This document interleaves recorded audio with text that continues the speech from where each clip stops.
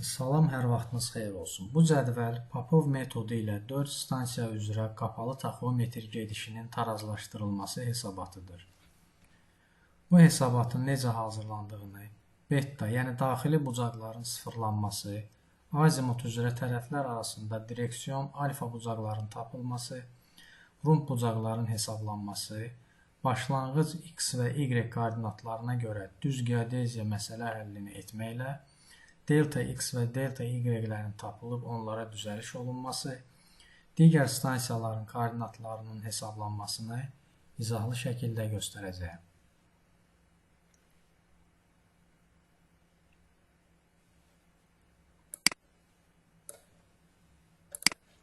Ərazidə belə bir taxometr gedişi olunub. Əvvəlcə GPS ilə 2 nöqtə təyin edilib. Taxometr birinci stansiyada qurulub, GPS-in ikinci nöqtəsinə bağlantı olunub, 4 stansiya üzrə gedişlər salınıb. Sonda daxilə doğru 4 saniyə xəta olub.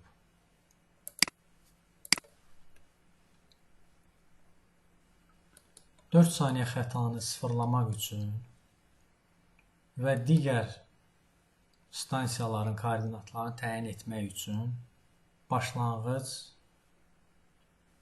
məlumatlar lazımdır. Birinci nöqtənin koordinatları, x və y koordinatları, nöqtələr arasında olan məsafələr, tərəflərin daxili bucaqları və direksiyon bucağı. Direksiyon bucağı belə tapıram. Başlanğıc nöqtədən azimut üzrə düz xətt çəkirəm.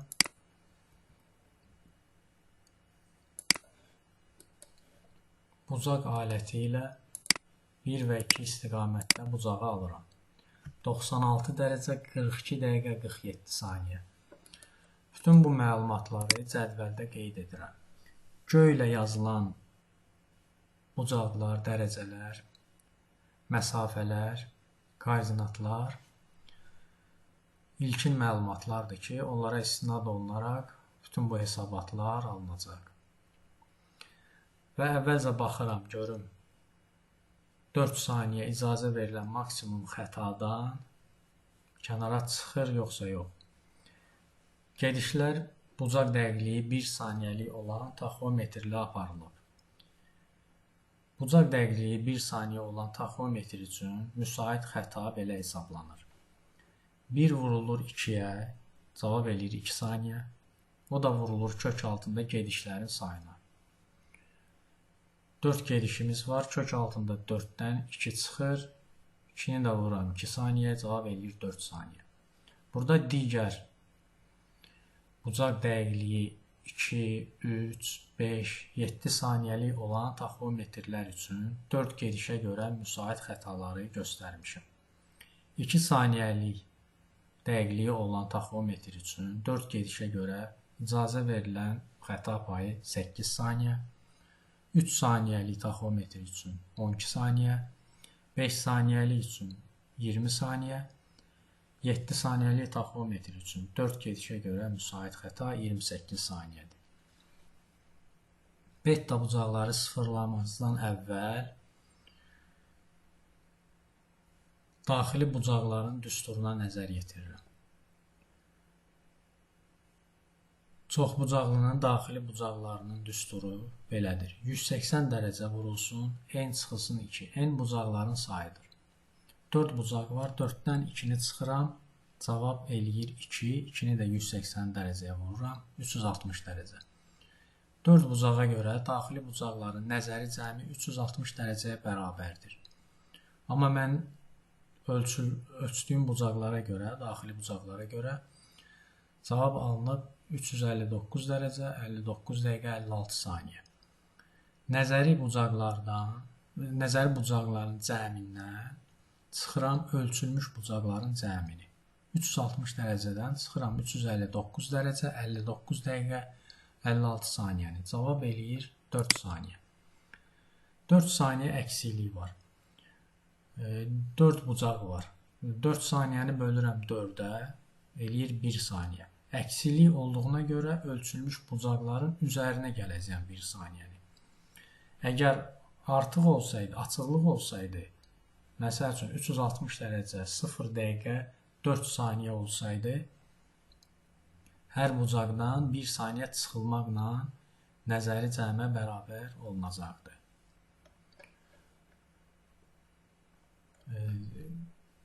Mənim taxometrim 1 saniyəlik olduğuna görə icazə verilən xəta payını keçməmişəm. Yəni 1 saniyəlik üçün 4 saniyə maksimum xəta payı verilib. Məndə də 4 saniyə alınıb. Ona görə hesabatı apara bilərəm. Yəni 4 saniyədən çox alınsaydı, gedişlər yenidən olunacaqdı. Və həmin o 1 saniyələri ölçülmüş beta bucaqlarının üzərinə gəlirəm. Üzərinə gəlib sağ tərəfdə, sağ xanada alınan nəticələri yazıram. Və burada beta düzəldilmiş xanadır. Bundan sonra bütün hesabatlar bu düzəldilmişlərə görə olunacaq. 360 dərəcəni tamamladıq. İndi direksiyon bucaqlarının hesablanmasına başlayıram. Direksiyon bucaq alfa 1 məlumdur. 96 dərəcə 42 dəqiqə 47 saniyə. Digər alfa 2, alfa 3, alfa 4 naməlumdur. Onları tapmaq üçün alfa 2-ni tapmaq üçün alfa 1 üstəgəl 180 dərəcə çıxılsın beta 2 düsturundan istifadə edəcəyəm. Bu düstur əgər gedişlər saat əqrəbi istiqamətində olunubsa keçərlidir. Əgər saat əqrəbi istiqamətinin əksi olsaydı alfa 2 bərabərdir, alfa 1 çıxılsın 180 dərəcə üstəgəl beta 2 olacaqdır. Deməli belə. Alfa 1 məlumdur bizə.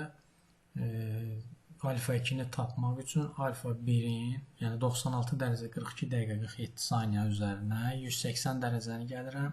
Çıxıram beta 2-ni. Beta 2 də 109.37.06. 109.37.06. Cavab eləyir 167 dərəcə 5 dəqiqə 41 saniyə. Alfa 2-ni tapdıq. Alfa 3-ü tapmaq üçün alfa 2 üstəgəl 180 dərəcə çıxılsın beta 3. Alfa 2 üstəgəl 180 dərəcə çıxılsın beta 3. Beta 3 bu dərəcə. Cavab eləyir 277 dərəcə 30 dəqiqə 44 saniyə. Alfa 4-ü tapmaq üçün alfa 3 üstəgəl 180 dərəcə, alfa 3 üstəgəl 180 dərəcə çıxılsın beta 4. Burada 360 dərəcədən çox nəticə alındığı üçün 360 dərəcəni çıxıram. Ona görə də 17 dərəcə 3 dəqiqə 7 saniyə alınır. Ümumiyyətlə hesablamada əgər 360 dərəcədən çox bir nəticə alınarsa, məsəl üçün 420 dərəcə alındısa, 420 dərəcədən 360 dərəcəni çıxmaq lazımdır. Sonra alfa 1-i tapmaq üçün, alfa 1 onsuz da bizə məlumdur. Sonuncu hesablama kontrol məqsədli hesablamadır. Yəni bu dəqiq çıxarsa, onda rahat olmaq olar ki, alfa 2, alfa 3, alfa 4 düzgün hesablanır. Alfa 1 bərabərdir. Alfa 4, yəni 17 dərəcə 3 dəqiqə 7 saniyə üstəgəl 180 dərəcə çıxılsın beta 1. Yəni o beta 1 də burada yazmışam. Düzəldilmiş beta 1. Cavab eləyir 96 dərəcə 42 dəqiqə 47 saniyə. Deməli, bütün hesabat düz hesablanıb. Direksiyon bucaqları da tapdıqca bura yazmışam. Direksiyon bucaqların delta x və delta y-lərə, onların işarələrinə təsiri var. Onu da göstərirəm.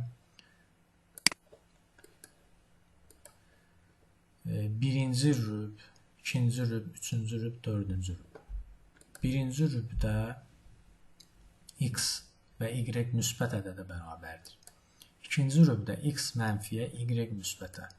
Üçüncü rübdə x mənfiyə, y də mənfiyə bərabərdir. Dördüncü rübdə x müsbət, y mənfiyə bərabərdir. Direksiyon bucaqları da belə tapmaq olar ki, 96 dərəcə 42 dəqiqə 47 saniyə. Burada 0-dan 90-a olan bucaqlardır. 96 dərəcə isə 90 dərəcədən 180 dərəcə olan bucaq aralığındadır. Ona görə də x üçün mənfi ədəd alınacaq. 96 dərəcə x üçün mənfi ədəddir. Bunun hesablamasını da görəcəyəm. Bir daha görəcəyik. Y isə müsbət ədəddir. 167 dərəcədə düşür ikinci rübə, çünki 90 ilə 180 dərəcə aralığına düşdüyü üçün x üçün yenə mənfi ədəd alınacaq, y üçün müsbət. Burada da görsənir, x üçün mənfi, y üçün müsbət. 277 dərəcə, 30 dəqiqə 44 saniyə. Bu da düşür 4-cü rübə. 270 və 360 dərəcə aralığına düşdüyü üçün x müsbət olacaq, y mənfi. X müsbətdir, y mənfi. 17 dərəcə 3 dəqiqə 7 saniyə isə düşür birinci rübə. Birinci rübdə x və y-lər müsbətdir.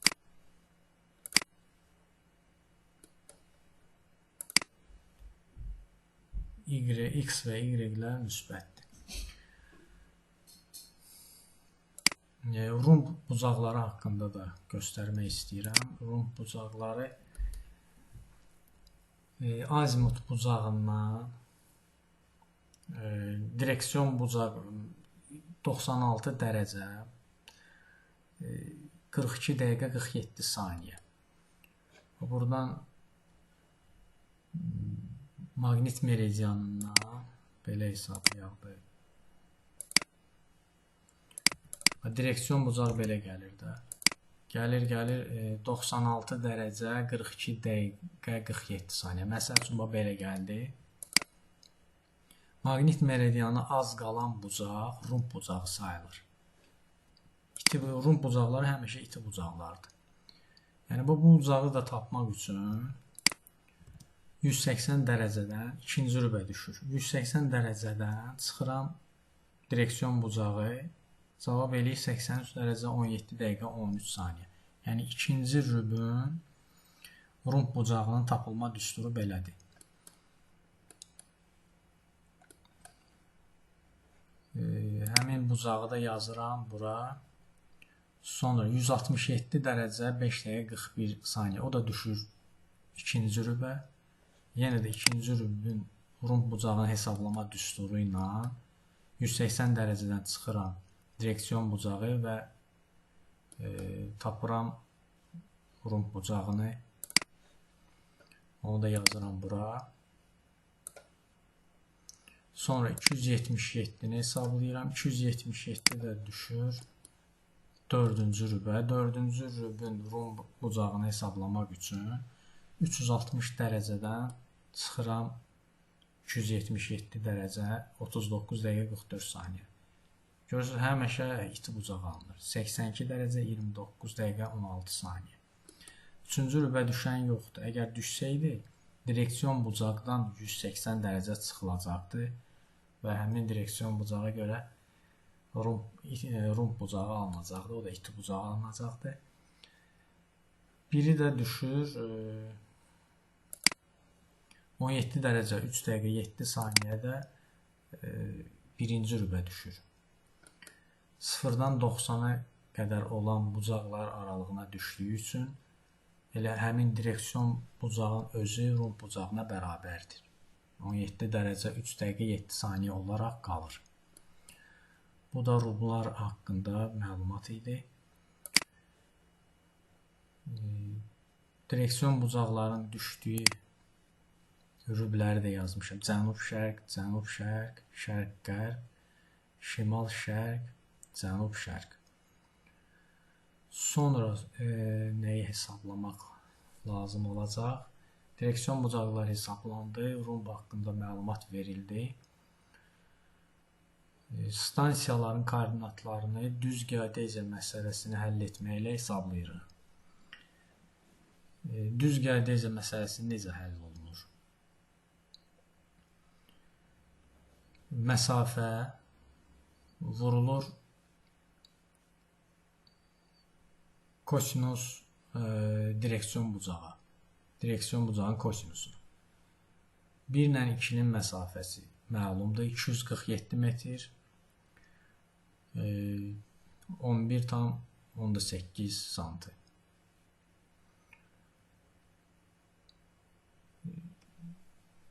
Dərəcəni mütləq onluq dərəcəyə çevirmək lazımdır. 96 dərəcə 42 dəqiqə 47 saniyəni necə çevirmək lazımdır göstərmişəm. 42 bölünsün 60, 96 qalır.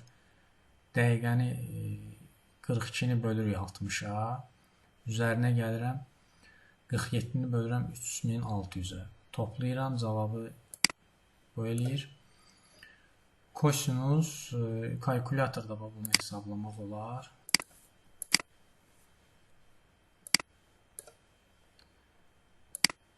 Mühəndis funksiyası olan kalkulyator lazımdır. Demək 96.713.0556-nın kosinusu. Bu alınan cavab budur. Onu da vururam məsafəyə. 247-yə 247.1180.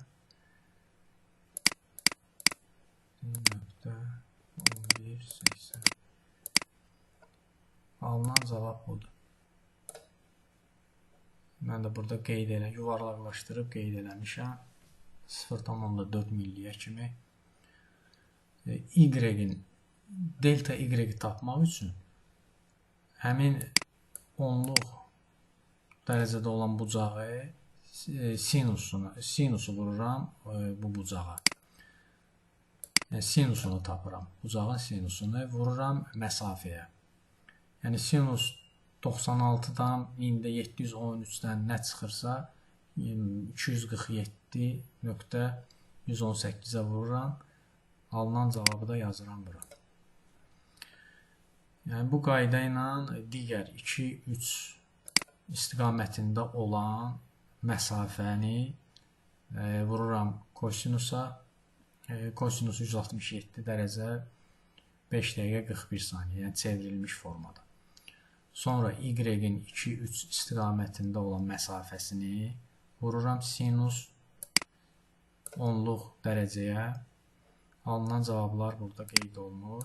Bu işarələr də bayaq göstərdiyim kimi X üçün 167 dərəcə düşür ikinci rübə, ona görə mənfi olur. Burada da mənfi olur. 96 dərəcə X üçün rüblərə əsasən burada işarələri qeyd edirəm. Yəni bu çox böyük rol oynayır hesabatın düzgün aparılmasına görə.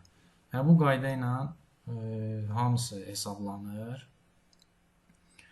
Ondan sonra bütün bu delta X, delta Y, delta X-in mənfi və müsbətləri toplanır, ixtisar getməlidir, yəni 0 alınmalıdır.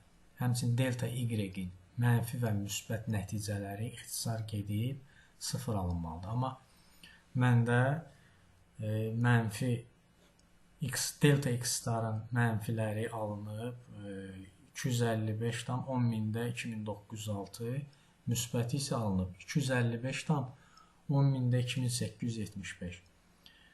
Demək, çox mənfi olandır, az müsbət olan fərqi 3,1, mənfi 3,1 mm eləyib. Y-lərdə isə müsbəti çox olandır, ona görə fərqi eləyib 2,2 mm. Onu da yazıram cədvəldə bu hissəyə. Bu hissəyə yazıram.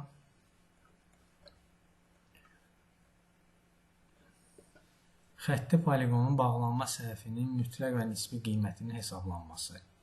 Mütləq qiymətini hesablamaq üçün x-lardan alınan delta x-lardan alınan nəticəni kvadrata yüksəldirəm. Üzərinə y-lərdən, ixtisarlardan alınan nəticəni üzərinə gəlirəm. Kvadratın üzərinə gəlirəm. Kök altında cavab alınıb 3,8 millimetr. Yəni sonda qapanmayan məsafə 3,8 millimetrdir. Onu da bölüşdürəcəyəm.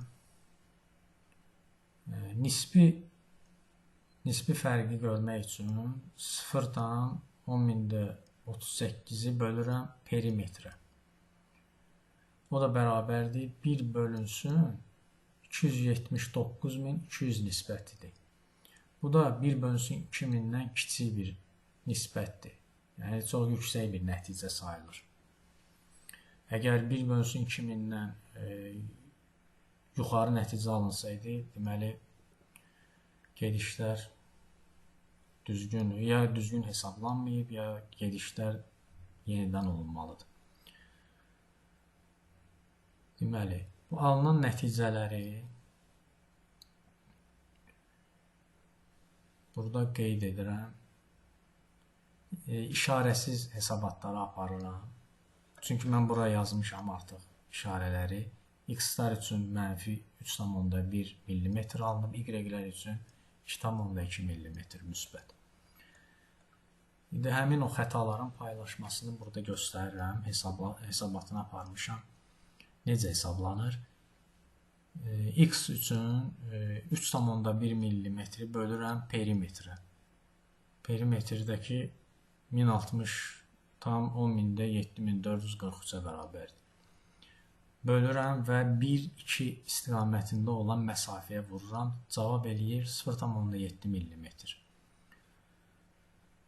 Y üçün Y-in alınan ixtisarlardan alınan nəticəsi 2,2 millini bölürəm perimetrə, vururam 1 ilə 2 arasında olan məsafəyə, cavab eləyir 0,5 mm.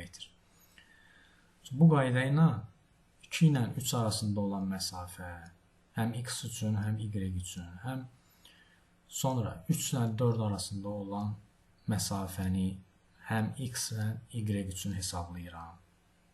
Yəni alınan nəticələr 1,1 milli, 0,7 milli.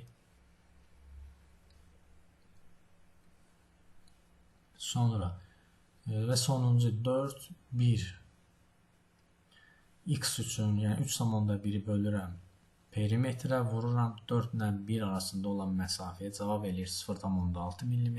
Y üçün 4 ilə 1 aralığında olan məsafəni vururam 2,2 bölünsün perimetrə. Cavab eləyir 4 mm. Yəni bu alınan nəticələri, Y-lər üçün alınan nəticələri 1 ilə 2 arasında olan məsafə üçün 0,5 mm alınmışdır.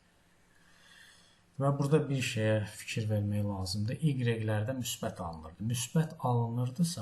Müsbət alınıbsa, sonra hesablamalardan alınan nəticələr ki var idi, 1 ilə 2 arasına nə düşürdüsə, onu əks işarə ilə yazırıq.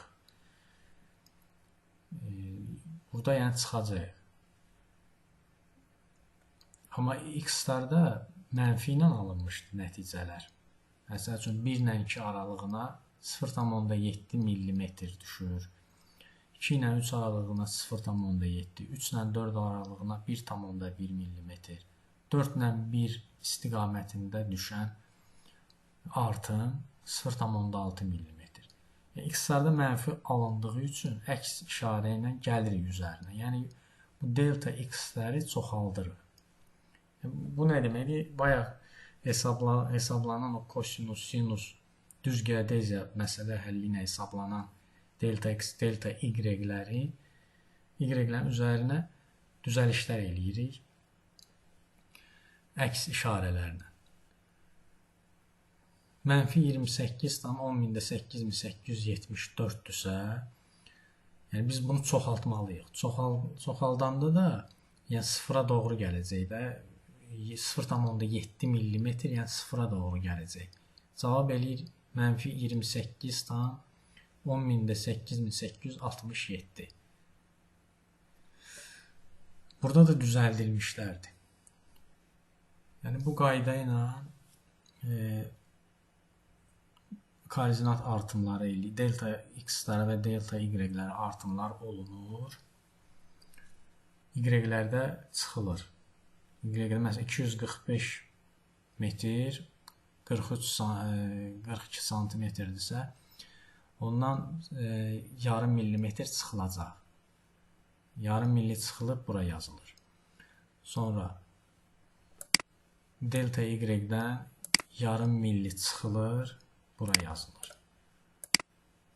Burada da 0,7 millimetr çıxılıb bura yazılır. Düzəldilmiş variantlar həm delta x, delta y üçün bu xanalardadır. Bunlar da yazılandan sonra və nəhayət delta x və delta y-lər də tarazlandı, sıfırlanır. Mənfiləri ilə müsbətləri sıfıra ixtisar gedir. Yəni ixtisar gedərək sıfır eləyir. Bu nəticəni almalıyıq. Burada da indi mənfilərlə müsbətləri hesablasaq sıfır nəticəsini almış oluruq. Yəni buradakı olan xətaları sıfırladıq. Sıfırlayandan sonra ən sonda koordinat artımlarını hesablaya bilərik. Hesablama da necə aparılır? Birinci x-ları hesablayaq. Bu məlum başlanğıc koordinatlardır. Üzərinə gəlirik delta x-i. 4.492.714,10.000-də 2523-ün üzərinə gəlirəm bu delta x-i. Yəni üzərinə gəlirəm, amma bu mənfi işarədir deyənə çıxacam. Ondan çıxıram, cavab alınır. Bu cavab alınır. Bunun da üstünə gəlirəm. Mənfi 226,10.000-də 4025-i mənfi olduğu üçün çıxırıq. Yəni bundan çıxıram buna. Cavab alınır. 4.492.458,10.000-də 9.631. Sonra onun üzərinə gəlirəm 47,10.000-də 6.056-nı cavabı bura yazıram. Sonra da kontrol üçün sonuncu toplama kontrol məqsədli olur.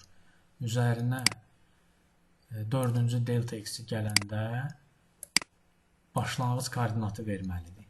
Görürsünüz, başlanğıc koordinatı verib. Deməli, bütün hesablatlar düz aparılır. Həmçinin y-lərdə bu qayda ilə hesablayırıq. Y-lərdə hesablayıram. Başlanğıc nöqtənin üzərinə gəlirəm. Delta y cavab eləyir. Cavabı ikinci xanada yazmışam. Sonra bunun üzərinə gəlirəm. 51.8748. Cavabı burada qeyd eləyirəm. Sonra üzərinə gəlirəm.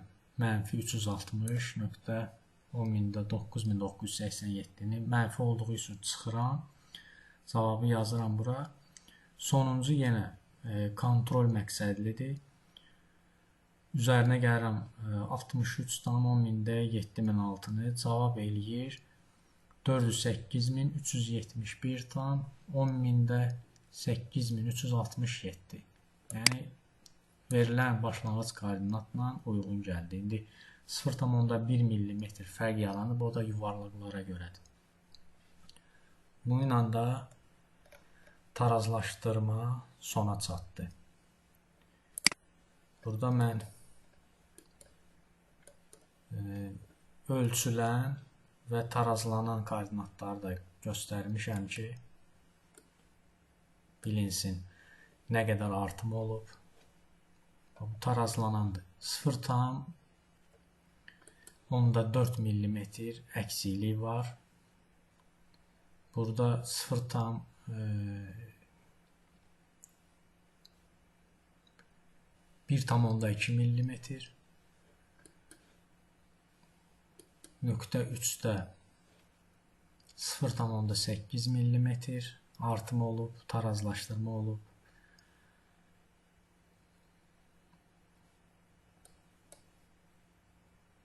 96.08 96.08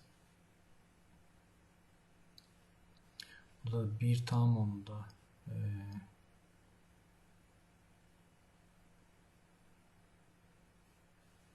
burada 2 tam 3 millimetr. Nöqtə 4-də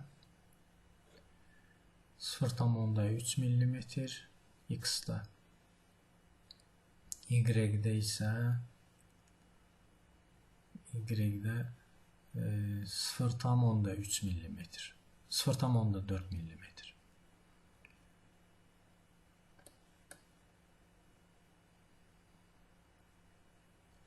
On üç 96.08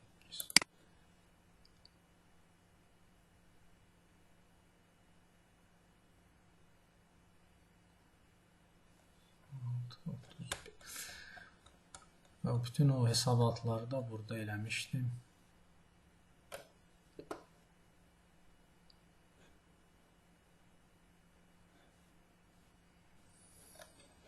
Belə. Bununla da tarazlaşdırma sona çatdı. İzlədiyiniz üçün təşəkkür edirəm.